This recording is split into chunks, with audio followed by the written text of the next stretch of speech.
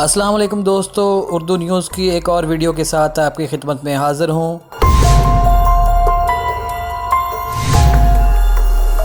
دوستو، یہ چند سال پہلے کی بات ہے۔ شمالی کوریا کے شمال میں ایک مال گاڑی میں پراسرار دھماکہ ہوتا ہے۔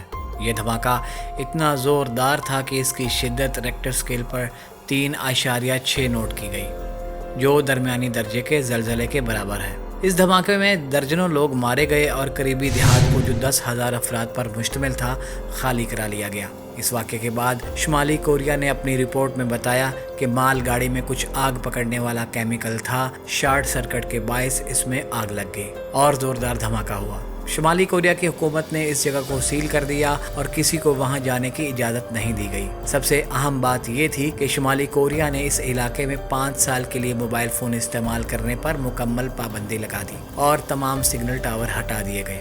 اس غیر معمولی بات کے باوجود پوری دنیا نے شمالی کوریا کے موقف کو درست تسلیم کر لیا اور بات آئی گئی ہوگی، لیکن شمالی کوریا سے 5,000 کلومیٹر دور ایک غاصب ریاست اسرائیل ہے، جس کی خفیہ ایجنسی موساد کے سربراہ میئر ڈیگان کو شمالی کوریا کا یہ سرکاری موقف درست نہ لگا اور اس نے اس بارے میں تحقیقات کا فیصلہ کیا۔ میئر ڈیگان کو اسرائیلی خفیہ ایجنسی میں ایک انتہائی قابل انسان سمجھا جاتا تھا۔ اس نے اپنے ایجنٹوں کے ذریعے معلومات حاصل کرنا شروع کی۔ یہ مئی 2004 کی بات ہے۔ موساد کو اطلاع ملی کہ شام کا ایک جہاز شمالی کوریا میں لینڈ کر رہا ہے۔ موساد کے کان کھڑے ہو گئے۔ یہ بھی ایک بڑی خبر تھی۔ پھر سیٹلائٹ سے کچھ ایسی تصاویر موصول ہوئیں کہ اس جگہ سے کچھ لاشوں کو نکالا جا رہا ہے۔ انسانی لاشوں کو نکالے جانا اتنا اہم نہیں تھا۔ اہم اور پریشان کن بات یہ تھی کہ جو لوگ یہ لاشیں نکال رہے تھے انہوں نے ایٹمی تابکاری سے بچنے والا لباس پہنا ہوا تھا۔ مزید یہ پتہ چلا کہ مرنے والوں کا تعلق شام سے ہے اور ان میں شام سے تعلق رکھنے والے ایٹمی سائنسدان بھی شامل تھے۔ موساد کا سربراہ خوف سے کانپ اٹھا۔ اسے یقین نہیں آ رہا تھا کہ ایسا بھی ہو سکتا ہے۔ کنفرم اطلاع یہ تھی کہ شام شمالی کوریا کے تعاون سے ایٹم بم بنانے کی تیاری کر رہا ہے۔ Atom bomb! اسرائیلی خفیہ ایجنسی خوف سے کانپ اٹھی۔ اسرائیل کے لیے ایک بھیانک خواب تھا کہ اس کا دشمن شام ایٹم بم بنا رہا ہے۔ اس واقعے کے 2 سال بعد 2006 میں لندن کے ایک ہوٹل کے بار میں ایک انتہائی خوبصورت لڑکی داخل ہوتی ہے۔ اس کی نظر ایک شخص پر پڑتی ہے جو اکیلا بیٹھا شراب نوشی کر رہا ہوتا ہے۔ وہ خوبصورت لڑکی اس کے پاس بیٹھ جاتی ہے۔ گفتگو شروع ہوتی ہے۔ وہ شخص خود کو دنیا کا خوش قسمت ترین انسان سمجھنے لگتا ہے۔ اس کے وہم و گمان میں بھی نہیں ہوتا کہ یہ لڑکی عام لڑکی نہیں بلکہ موساد کی تربیت یافتہ جاسوس ہے اور وہ اپنے مشن پر ہے۔ لڑکی نے اسے باتوں میں لگایا ہوا ہے اور اس کے ساتھی اس شخص کے کمرے کی تلاشی لے رہے ہیں، جنہیں ایک لیپ ٹاپ اور کچھ دستاویزات ملتی ہیں۔ وہ لیپ ٹاپ سے تمام ڈیٹا ایک فلیش میں کاپی کرتے ہیں اور لڑکی کو اوکے کا سگنل بھیجتے ہیں، جس کے بعد لڑکی اس شخص کو خیالوں کی دنیا میں چھوڑ کر غائب ہو جاتی ہے۔ یہ تمام معلومات چند منٹوں میں موساد کے ہیڈ کوارٹر پہنچ جاتی ہیں۔ موساد نے یہ تو پتہ چلا لیا کہ شام ایٹمی ہتھیار بنانے کی کوشش کر رہا ہے، لیکن یہ ایٹمی پلانٹ کہاں ہے اور کام کہاں تک پہنچا، موساد کو یہ معلومات نہیں مل سکی تھی۔ شام نے اس معاملے کو کامیابی سے خفیہ رکھا ہوا تھا۔ امریکی CIA بھی اس کا پتہ نہیں چلا سکی تھی۔ اسرائیلی خفیہ ایجنسی کے ایجنٹوں نے شام میں ایٹمی ری ایکٹر کی تلاش شروع کر دی، لیکن وہ ناکام ہو گئے۔ پھر اچانک موساد کے ٹیلی کام سیکشن نے سیٹلائٹ کے ذریعے شام کی ایک مشکوک عمارت کی تصویر دی۔ اس تصویر کو بار بار دیکھا گیا۔ موساد کو شک ہوا کہ یہ عمارت شمالی کوریا کی ایٹمی پلانٹ والی عمارت سے ملتی جلتی ہے اور اس کی ریپلیکا ہے۔ موساد کے ایجنٹوں نے اسرائیلی وزیر اعظم ایہود اولمرٹ کو ناکامی سے آگاہ کیا گیا اور ایک تجویز دی گئی کہ شام میں اسرائیل سے ایجنٹ بھیجے جائیں جو اس بارے میں معلومات حاصل کریں کہ شام کا ایٹمی پروگرام کہاں تک پہنچا۔ اسرائیل کو ڈر تھا کہ اگر اس جگہ ایٹمی ہتھیار موجود ہوئے اور انہیں تباہ کرنے کی کوشش کی گئی تو اس کے اثرات سے اسرائیل بھی محفوظ نہیں رہے گا۔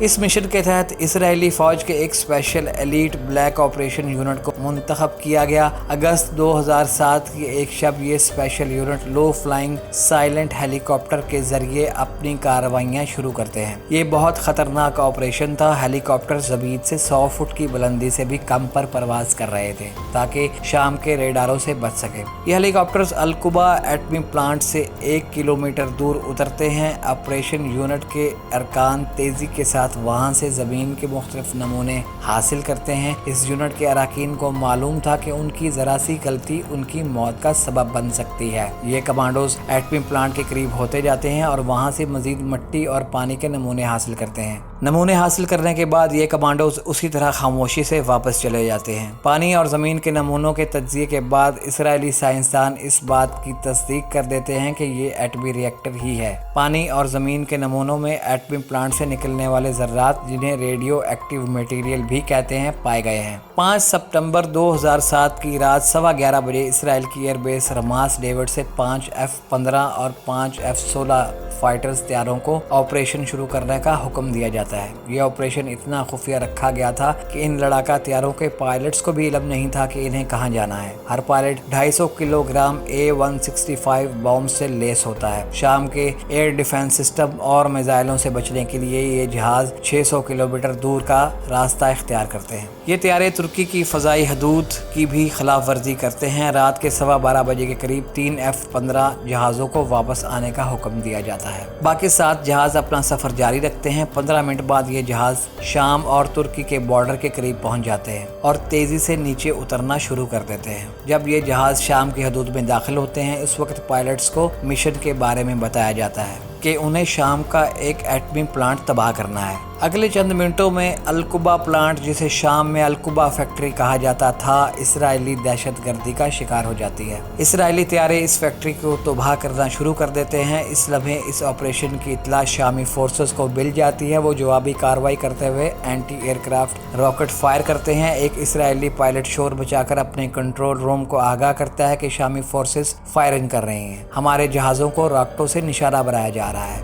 इसराइली तैयारी बमबारी करके एरिज़ोना का पैगाम देते हैं, जिसका मतलब ये होता है कि उन्होंने तमाम बम निशाने पर गिरा दिए हैं। इसराइली तैयारे शामी फोर्सेस की जवाबी कार्रवाइयों से बच निकलने में कामयाब हो जाते हैं। यूं इसराइल का ऑपरेशन ऑर्चर्ड कामयाब हो जाता है। इसराइली जो एक बात नहीं बताते वो ये कि इस ऑपरेशन में उन्हें अमेरिका की मुकम्मल मदद और सपोर्ट हासिल थी, और वो जो 2 तैयारे वापस बुलाने का दावा करते हैं, दरअसल वो तैयारे शाम ने मार गिराए थे।